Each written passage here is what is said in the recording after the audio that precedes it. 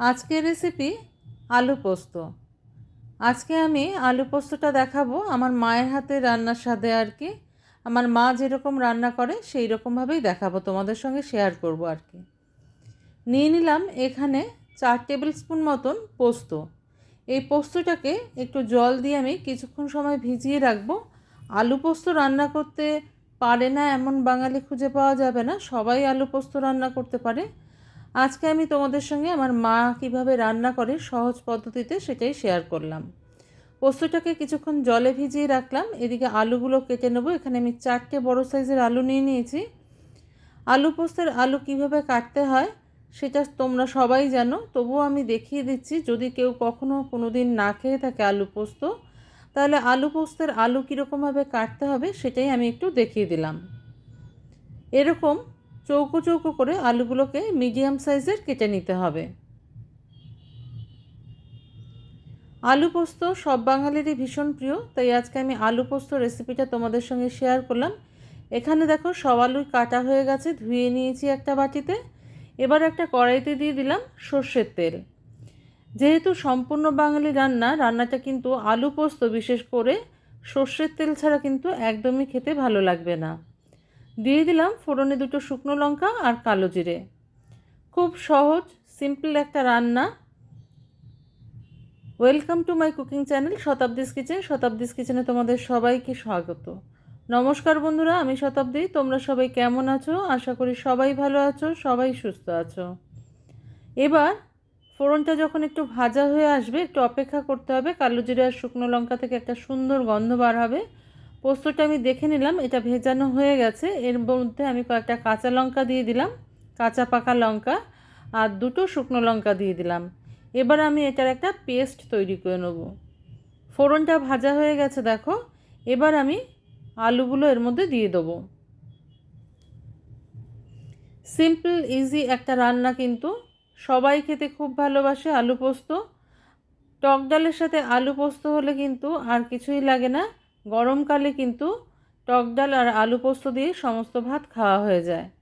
খুব সহজ রান্না, খুব তাড়াতাড়ি হয়ে যায়।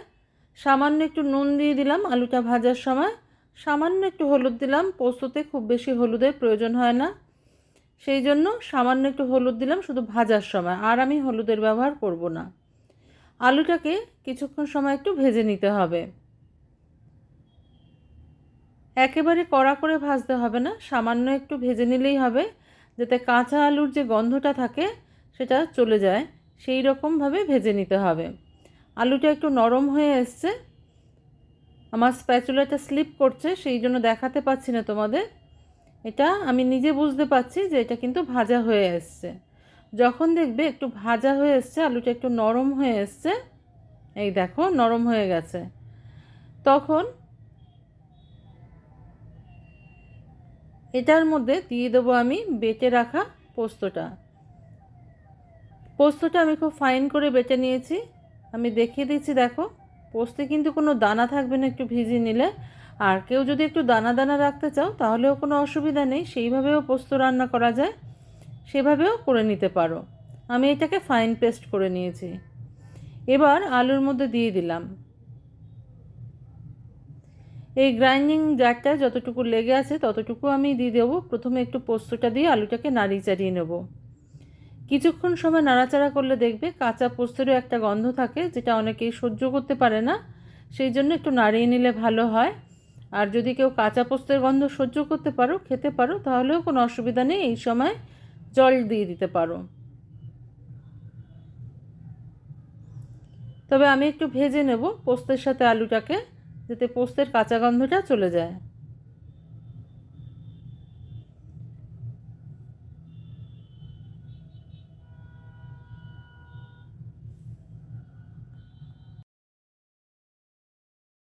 পোস্ত আর আলুটা দেখো ভালো করে আমি কিন্তু কষিয়ে নিয়েছি, একটু তেল ছেড়ে দিয়েছে। এবার আমি কি করব, গ্রাইন্ডিং জারটা ধুয়ে যেটুকু জল হবে সেটুকু দিয়ে দেবো। এই পোস্তটা কিন্তু ঝোলঝোলে হবে না, একটু মাখা মাখা হবে, গ্রেভি টাইপের হবে। সেই জন্য পোস্তের পরিমাণটাও একটু বেশি লাগে, যাতে একটা ক্রিমি টেক্সচার আসে এর মধ্যে।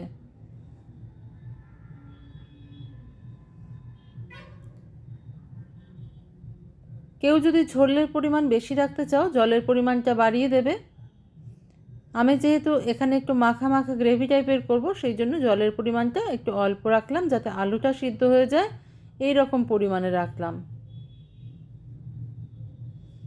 এবার ভালো করে মিশিয়ে নিয়ে কিছুক্ষণ সময়ের জন্য আমি এটাকে ঢাকা দিয়ে দেবো। তার আগে দিয়ে দিলাম একটু স্বাদ মতন নুন। নুন আর ঝালটা যে যার স্বাদ মতন দিয়ে নেবে। এবার একটা ঢাকনা দিয়ে লো ফ্লেমে মিনিট 5-7 সময় আমি রান্না করে নেব, যাতে আলুটা ভালো করে সিদ্ধ হয়ে যায়। ফিরে এলাম 5 মিনিট পরে।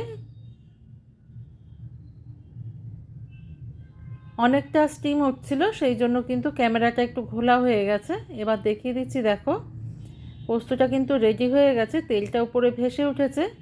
একটা আলু চেক করেও আমি দেখিয়ে দিচ্ছি তোমাদের। দেখো আলুটা সিদ্ধ হয়ে গেছে। আলু পোস্ত এক একজন এক এক রকমভাবে রান্না করে থাকেন, আমরা অনেক রকমভাবেই খেয়ে থাকি আলু পোস্ত। এই রেসিপিটা আজকে আমি তোমাদের শেয়ার করলাম। ভালো লাগলে বাড়িতে অবশ্যই একবার বানিয়ে খাবে, যারা কখনো পোস্ত খেয়ে দেখোনি। তো একটু নাড়িয়ে চাড়িয়ে নেব। পোস্তটা রেডি হয়ে গেছে আমার। এবার উপর থেকে 2টো কাঁচা লঙ্কা দিয়ে দেবো, আর দিয়ে দেবো কাঁচা সর্ষের তেল। পোস্তে অবশ্যই একটু কাঁচা সর্ষের তেল দিলে খেতে ভালো লাগে।